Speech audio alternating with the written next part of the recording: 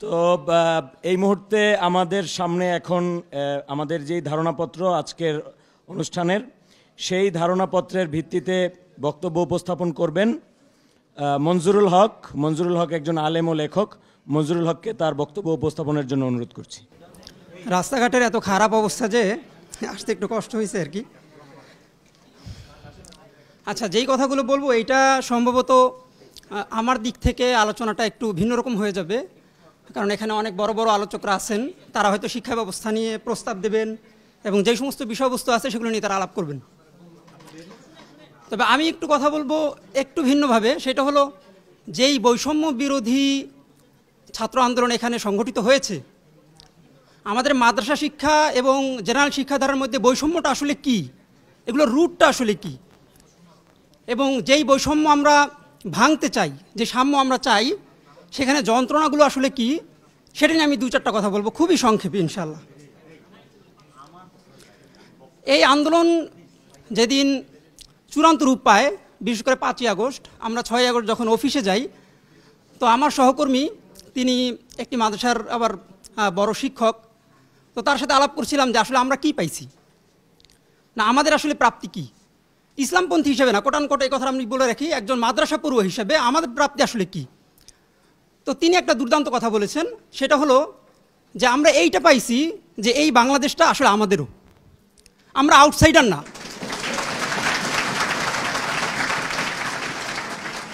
এবং সিরিয়াসলি বলছি, এই ভোগান্তিটা, এই বেদনাটা, এটা আমাদের মধ্যে ছিল। সর্বশেষ যখন 5ই মে আপনারা সবাই জানেন হেফাজতের যেই ম্যাসাকারটা হলো শাপলা চত্বরে, এরপর আমরা প্রবলভাবে ভয় পাইছি এবং আমাদের কাছে মনে হলো যে আসলে এই দীর্ঘদিন পর্যন্ত যেই অবস্থাটা চলে আসছিল যে আমরা আসলে এই দেশের না, আমরা আসলে আউটসাইডার, তো সেইটার চূড়ান্ত একটা পদক্ষেপ এইভাবে নেওয়া হয়েছে। এখন আসলে আমরা মনে হয় আর কখনো কথা বলতে পারবো না। আমি যখন বাসে দৌড় দিয়ে উঠি, কাউকে বললাম যে ভাই ব্যাগটা একটু ধরেন, আমি একটু বাসে উঠতেছি, তো সে ব্যাগ ধরে না। কেন? বলে যে ভাই এটার মধ্যে বোমা আছে নাকি। সিরিয়াসলি, এটাকে আপনারা দেখেন নাই? এখানে যারা আছেন, এই অবস্থাটা হয়েছে। এবং এই যে আউটসাইডার সমস্যাটা, এইটা আমরা দুইভাবে ভোগ করছি, মানে যন্ত্রণা ভোগ করছি দুইভাবে। একটা হলো ইন্টারনাল ব্যাপারগুলো কেমন ছিল আপনারা শুনলে হয়তো কষ্টও পাবেন।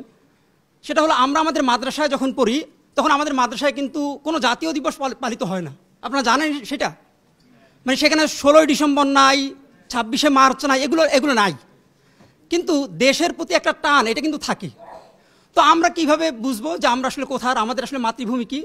আমাদের মধ্যে আবহটাই এমনভাবে ছিল যেন এই দেশ স্বাধীন হওয়ার সাথে আসলে আমাদের কোনো সম্পৃক্ততা নাই। আমাদের সম্পৃক্ততা শুধুমাত্র আছে 48-এ যখন দেশ ভাগ হয় সেইটার সাথে। এবং অবস্থাটা এমন ছিল, একটা ঘটনা বলি তাহলে বুঝতে সহজ হবে।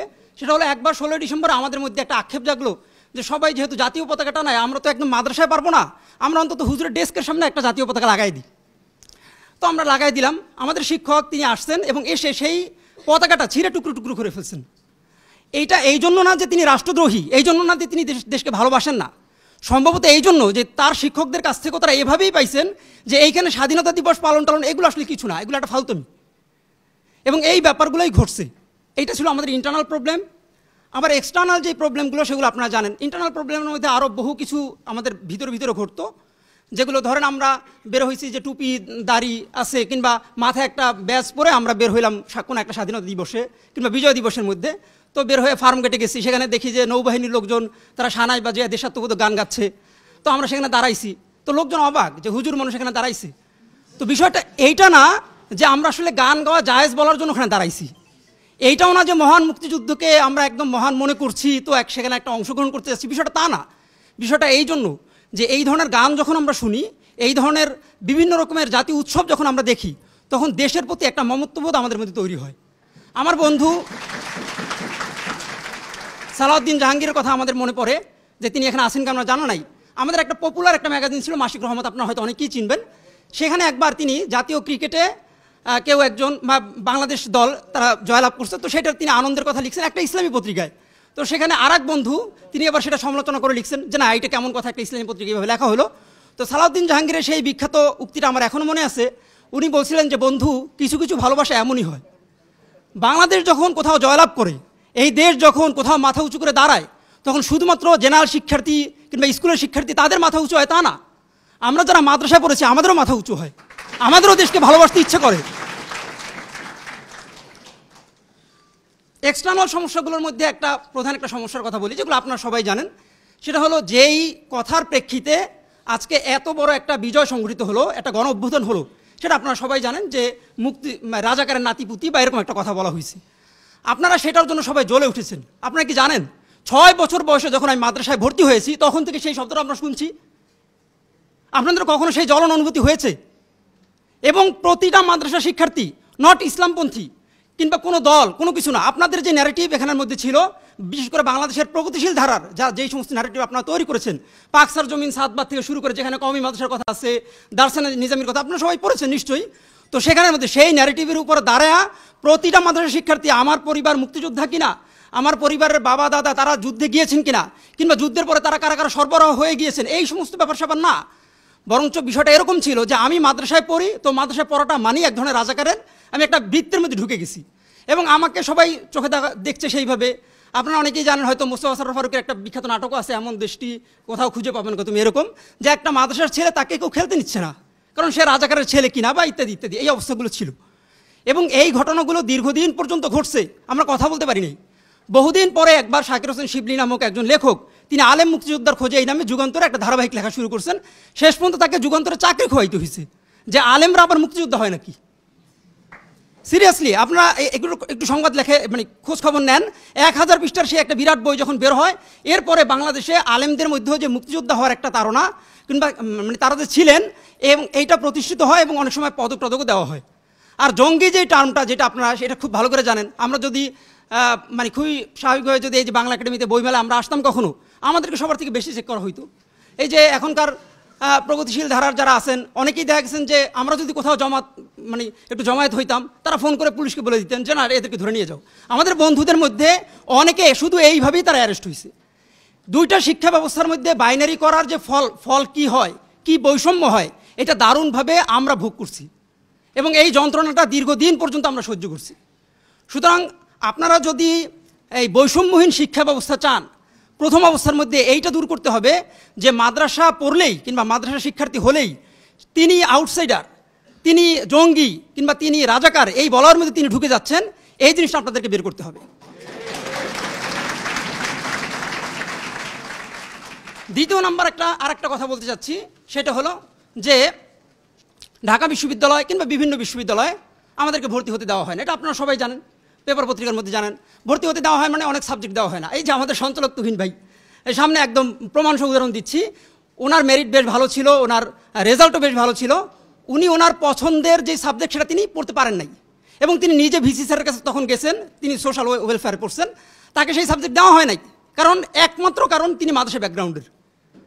যদি আপনাদের ভর্তি পরীক্ষা নিয়ে যদি আপনাদের কোনো নিজেদের মধ্যে ট্রাস্ট না থাকে, যে যেই ভর্তি পরীক্ষা নিচ্ছি এর দ্বারা আমরা যোগ্য লোককে খুঁজে বের করবো, সেটা যদি নিজেদেরই ট্রাস্ট না থাকে, তো তাহলে ভালো ছাত্র আপনারা কীভাবে পাবেন? একটা ছেলে পরীক্ষা দিল এবং তিনি তার মেধায় তিনি উত্তীর্ণ হয়েছেন, শুধু মাদ্রাসা ব্যাকগ্রাউন্ডের হওয়ার কোনো আপনার তাকে ঢুকতে দিবেন না? মানে এই বৈষম্য পৃথিবীর আর কোথায় আছে?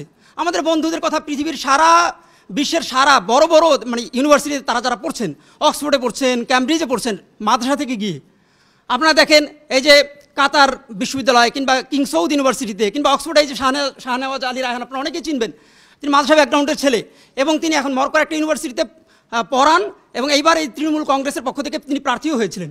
আমি এখানে মুখস্থ বলে অন্তত 100 জনের নাম বলতে পারবো যারা শুধু মাদ্রাসায় পড়ে পৃথিবীর বিভিন্ন নামজাদা ইউনিভার্সিটিতে তারা সেখানে ভর্তি হয়েছেন, পড়ছেন এবং পড়াচ্ছেন। শুধু বাংলাদেশে এমন কোন শিক্ষা ব্যবস্থা আছে যেখানে আমার মাদ্রাসা ছেলেরা পড়তে পারবো না? এখানে কোন স্ট্যান্ডার্ডটা এখানে ফলো করা হয়? এবং এই যে বৈষম্য, সেটা যদি আপনারা দূর না করেন, তাহলে আপনাদের শিক্ষা ব্যবস্থা, এখানে যোগ্য লোক যে কথাটা বারবার বলা হয় মেধা তালিকায় কিংবা কোটা চলবে না, বৈষম্য ইত্যাদি, এই ধরনের কোনো কিছু এখানে ফলপ্রসূ হবে না। এই জায়গাটা থেকে অবশ্যই আমাদেরকে বের হয়ে আসতে হবে। আমরা কিভাবে বের হয়ে আসব, সেটা একটা বড় প্রশ্ন, যে আমরা কিভাবে বের হয়ে আসব। আমরা এইভাবে বের হয়ে আসতে পারবো না যে কালকে আপনি একটা কারিকুলাম চেঞ্জ করে ফেললেন, সিলেবাস চেঞ্জ করে ফেললেন, অথবা ঠিক আছে আমরা যে কথাটা বলি যে একমুখী বা গণমুখী শিক্ষা ব্যবস্থা, যেটা একই পদ্ধতির শিক্ষা ব্যবস্থা কিংবা বিজ্ঞান ভিত্তিক শিক্ষা ব্যবস্থা, খুব একটা ভালো একটা টার্ম মনে পড়ছে বিজ্ঞান ভিত্তিক। একটু কথা বলে শেষ করছি। বিজ্ঞান ভিত্তিক শিক্ষা ব্যবস্থার কথা আপনারা বলেন, কিন্তু বিজ্ঞানের মধ্যেও আপনারা আবার ধর্ম ভাগ করে ফেলেন। বিজ্ঞানের কথা যদি বলি, আমরা কিন্তু সায়েন্স অফ কোরআন পড়ি, আমরা উলুমুল কোরআন পড়ি, সায়েন্স অফ হাদিস পড়ি। এই যে কোরআনের বিজ্ঞান এবং হাদিসের বিজ্ঞান বলে, আপনাকে সেগুলো বিজ্ঞান হিসেবে স্বীকৃতি দেন না? সেগুলো কি বিজ্ঞান না? এবং পৃথিবীর বিভিন্ন বিশ্ববিদ্যালয় যেগুলোকে দেওয়া হয় সেগুলোকে আপনারা কেন দেবেন না? যদি বিজ্ঞান ভিত্তিকের কথা বলেন তাহলে বিজ্ঞানের জায়গাগুলোকেও আপনাদের ক্লিয়ার রাখতে হবে। প্রতিষ্ঠিত বৈজ্ঞানিক সত্য যেগুলো, সেগুলো কি ইসলাম স্বীকৃতি দেয় না?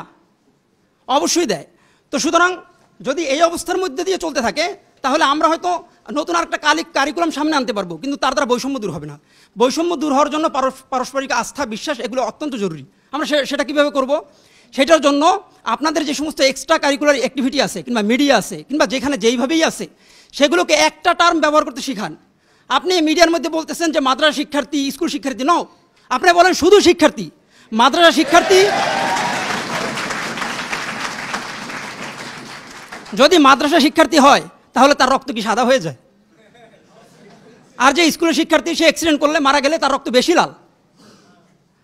তো আপনারা একটা টার্মের মধ্যে আসেন এবং এক্সট্রা কারিকুলার অ্যাক্টিভিটি প্রথম অবস্থার মধ্যে আমি যেটা প্রস্তাব দিব সেটা হলো এক্সট্রা কারিকুলার অ্যাক্টিভিটি যেগুলো আছে সেগুলোর মধ্যে শুধু শিক্ষার্থী হলেই যেন তিনি অংশগ্রহণ করতে পারেন। অন্যান্য মেরিট যদি সেগুলো থাকে তাহলে যেন তিনি সেখানে ঢুকতে পারেন।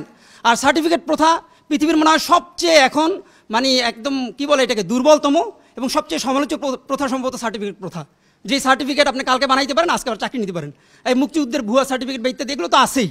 এগুলোকে বাংলাদেশে যদি বৈষম্যহীন শিক্ষা ব্যবস্থা চালু করতে হয় তাহলে এই সার্টিফিকেট যদি বাতিল করা যায় অথবা এমন কোনো মেরিট বানানো যায় কিনা যার দ্বারা সার্টিফিকেট ছাড়াই শুধুমাত্র যোগ্যতার ভিত্তিতে সে চাকরি পাবে, তাহলে আশা করি বৈষম্য একেবারেই কমে আসবে। আমি অনেকগুলো কথা বলে ফেললাম। আল্লাহ তাআলা সবাইকে বোঝার মতো তৌফিক দান করেন।